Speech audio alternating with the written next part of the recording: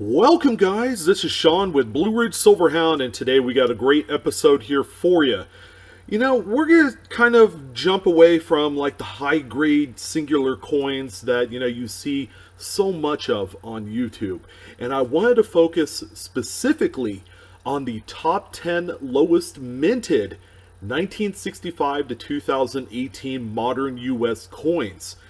Now, these are going to be coins that are business strike in nature. Okay, and what that means is these coins were produced specifically for circulation use. So the U.S. Mint makes them, they send them to the Fed Reserve Bank, and then they get dispersed out to the various banks in your area.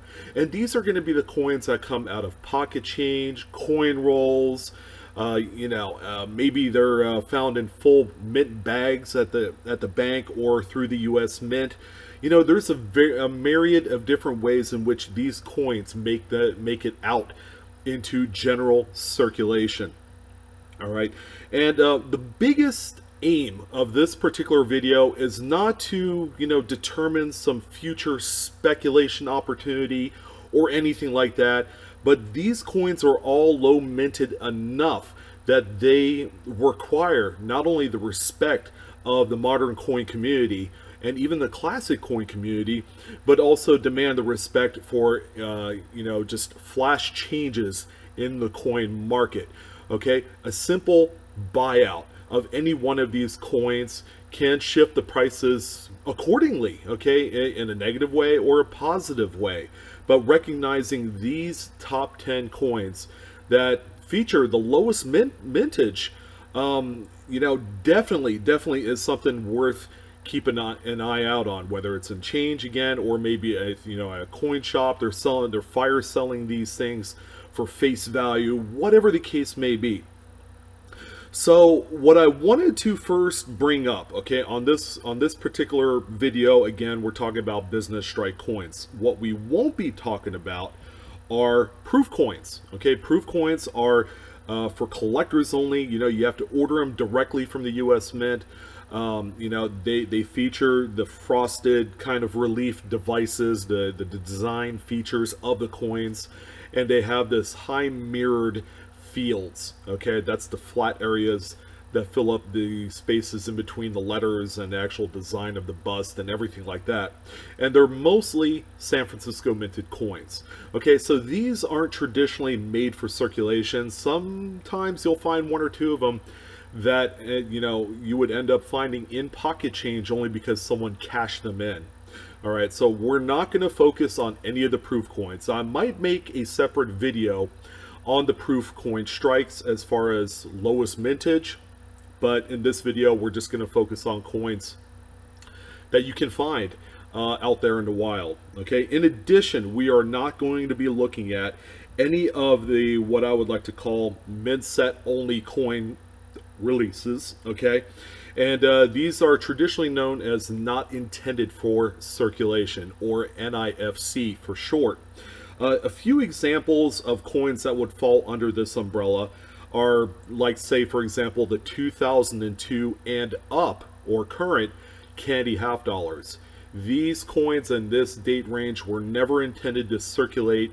They were only available through the U.S. Mint, whether it's through bags or rolls or however they sell it. That's the only way to obtain these coins.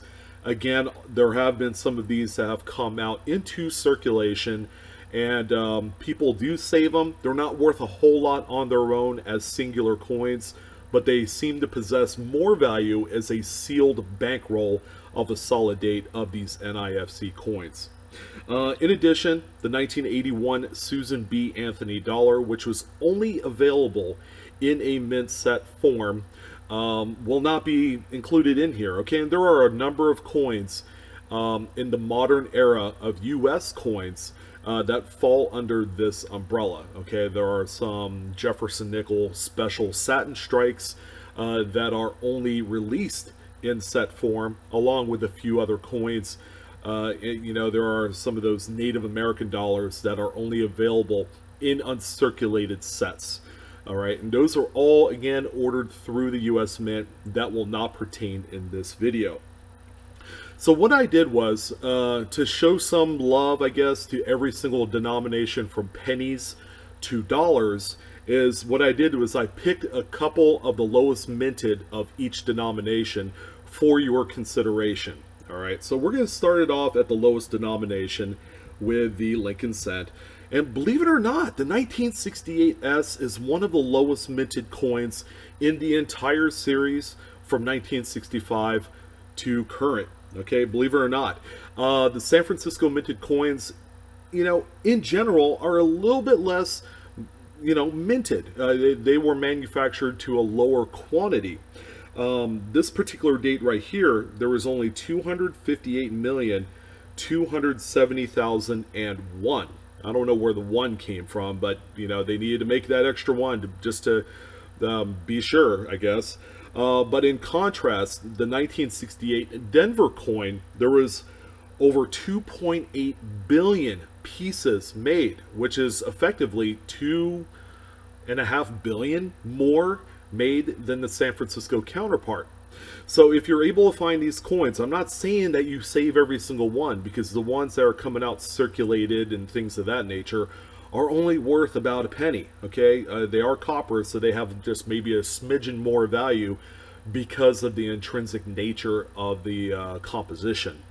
But if you were able to find these coins in mint state condition, which is entirely possible in pocket change, I come across it all the time, you should definitely probably hold on to them. In full roll or full bag form, you might have a little bit extra value on this coin. Now, this is the highest minted coin on my list, okay? At 258 million, it's certainly not low, it's not high either, because seeing as how within the Lincoln Cent series, there are a multitude of various dates with mintages into the billions. So in contrast, this looks pretty minute. I do have one other Lincoln penny that I wanted to talk about on this list, and this one is worth some mentioning. Okay, this one has a lot more credence than what it leads to, and that's the 2009 P. This is the Philadelphia minted presidency penny. Okay, I hope I got that right for you. But in 2009, the U.S. Mint produced a bicentennial series of coins in which there were a number of designs from the formative years, the log cabin, birthplace, all the way up to the presidency. The 2009 P presidency coin was the lowest minted in the modern era of Lincoln cents.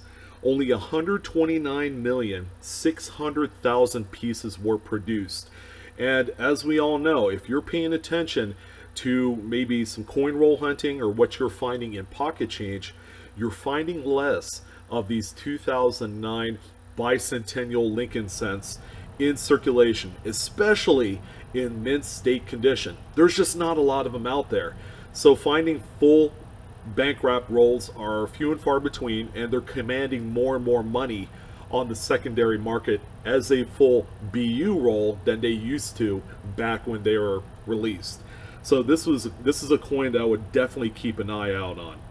All right, so let's go ahead and take a look at a few nickels. Okay, the first one that we have here, and it's no big secret. Okay, these are the chase pieces when you're looking through nickels, and people knew that these coins were going to be low minted compared to any other date of nickels available. Okay, and that's the 2009 both Philadelphia and Denver coin. But we're going to talk about the Denver one first. It has a slightly larger mintage. So the 2009 D Jefferson nickel, there were 46,800,000 pieces produced during this year. If you're one lucky person that's able to find some of these in bank wrap rolls or in pocket change, put it aside. To this day, they sell for between $1 and $2 in just any old circulated condition. They don't even have to be fancy. What people are doing is they're buying singular coins and they're assembling full rolls. If you've looked at eBay or any of the secondary market action for a full, brilliant, uncirculated 2009 roll, you'll find that these rolls sell for many hundreds of dollars. I know, it's pretty crazy, but this is one date, that post 2008 recession, the US Mint ratcheted down on the production of these coins, and that's why you have kind of like a unicorn in the entire series of nickels, in which a low mintage has kind of built up a lot of demand for this coin. So in addition, there is a Philadelphia minted coin that you can find in circulation. Okay, it's the one that you see here. This one is the more sought after of the two. The mintage is slightly lower, but not by much.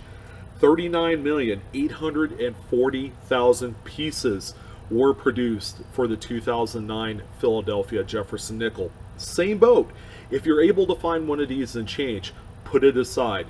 People are buying these in any sort of quantity from 1 to 100 or more, and they're paying all the money for them, okay, just to have kind of like a built position or a hedge fund, so to speak, of a modern coin. This is probably one of the most recommended dates in modern US coins to try and kind of build a position on, as these will certainly gain in value as less and less of them are out in the marketplace. So that's the 2009 nickels for you. So we do have a couple dimes, and of course, to help kind of mirror exactly what was made and produced on the Jefferson nickel side, we also have the 2009 P and D Roosevelt dimes that are the two lowest minted Roosevelt dimes in the modern era. All right, the first one is going to be the Philadelphia minted example. We kind of have like a changing in the scale here. There's 96,500,000 pieces produced of the Philadelphia Roosevelt dime for this particular date. These coins sell for about $1 if you're able to find them and change, and they're usually coming out in really nice condition. Roosevelt dimes don't wear out nearly as much as a Lincoln cent or a Jefferson nickel or even a quarter, okay, because of their sheer size.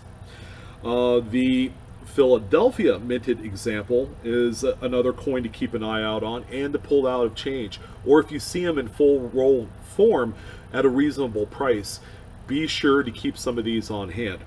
The Denver minted variant of this coin, there was only 49,500,000 pieces, which rivals the Denver minted Jefferson nickel. These coins sell for about $1 to $2 a piece. If you're able to find some full sealed rolls of this particular date right here, this is another good future investment. Okay, and then at the end of the video, I want to talk about the investment piece of it.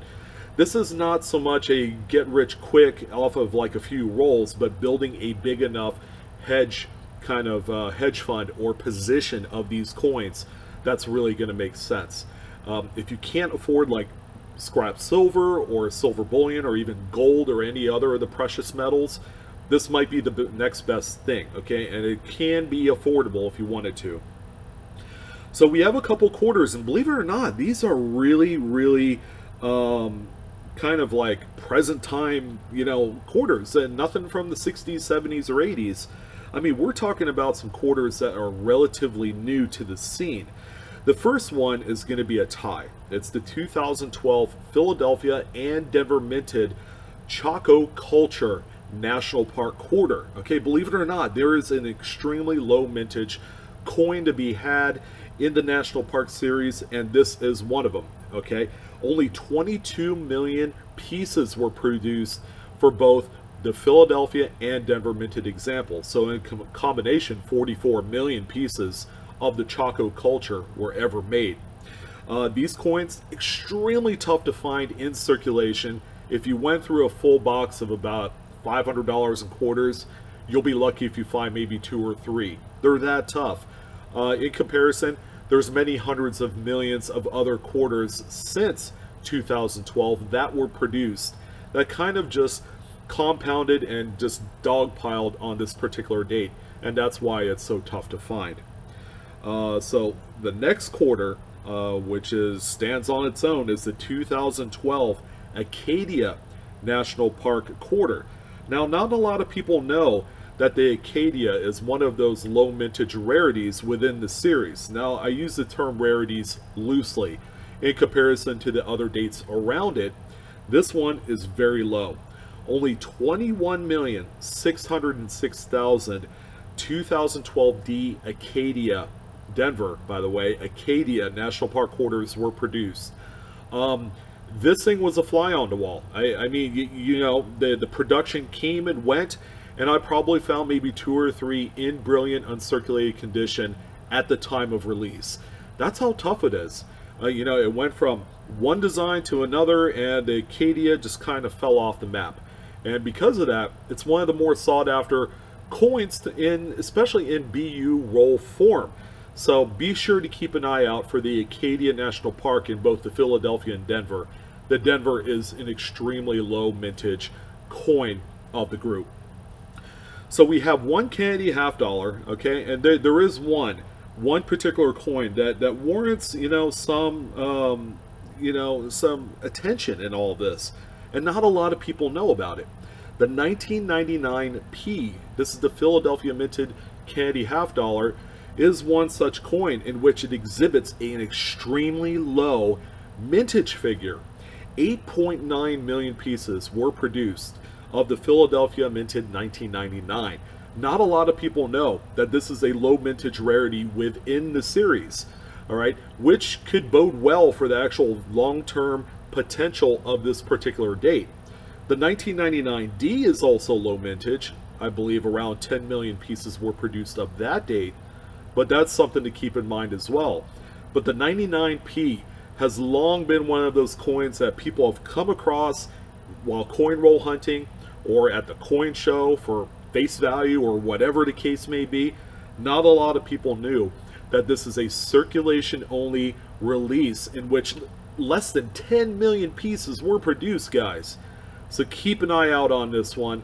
This is a great coin to build some sort of position on, whether it's a few rolls or 100 rolls, however many you can find of this particular date. This is a highly recommended coin to kind of hoard. And finally, I have $1 coin that I wanted to talk about. And this is a coin that, you know, might require a little bit of extra searching. The likelihood that this is going to come out in circulation is pretty slim. I'll admit that. But it's the 1976 bicentennial. This is the Philadelphia minted coin, so it has no mint mark on there. Eisenhower dollar. Okay, it's not just any one either. This is the Type 1 reverse. The Type 1 has the big, chunky, blocky letters on the reverse of the coin, on the rim area. And this one has a low mintage of 4,019,000 coins. All right, so this is the lowest minted out of the whole group. It is also one of the most valuable in the highest grades. This is a coin that in any grade above a mint state 65 plus, or maybe even a mint state 66, you're talking a minimum of a $2,000 coin. There are even times where this particular coin has sold in excess of 5 figures in a mint state 67. If you're able to find this coin in any condition, hold on to it, because it's a coin with a lot of value, and if you built a position of this particular coin and kept it at a reasonable dollar amount, then you're going to have something that's going to build wealth over time. Now, this is the final coin, but I wanted to address the kind of like building your position of these coins. Now, these coins obviously is going to have some sort of element of challenge, especially when trying to locate prime BU mint state examples in full rolls form. Okay, your best bet is just to continuously shop around on the internet, see where you could find some of these coins. Again, this is not an admission of coins that will increase in value over time, but these are the 10 lowest minted coins of the group, and that all by itself warrants some extra attention. As we see from the 2009 nickels, in the case of where, you know, some of these rolls are prohibitively expensive as it sits, where some of these rolls sell for between $300 to $500 in mint state form. You know, there are other dates that I had highlighted that has all the potential in the world to not only meet but probably exceed that sale price of those Jefferson nickels. So I wanted to end it off there for you. Those are the top 10 lowest minted US coins from 1965 to 2018. I'll probably revise this topic sometime in the future, maybe in 5 or 10 years, depending on what the ongoing output of coins are going to be, especially when there's going to be a higher emphasis on a cashless society. Okay, that's going to play a huge role in the production factor of these coins. In addition, maybe another recession or a down economy will play a huge role in it too. What if the U.S. Mint decides to stop making the Lincoln cent? How is that going to affect production figures all across the board? It's really hard to tell. But as of right now, these coins have a lot of future potential. I want to thank you guys for joining in on this video. I'm your host, Sean with Blue Ridge Silverhound. Like, share, subscribe, hit the bell for instant notifications so that way you get the first notification on a new upload that I do. God bless, guys. Hope you guys enjoy the hunt. We are discovering together, and I'll see you on the next video.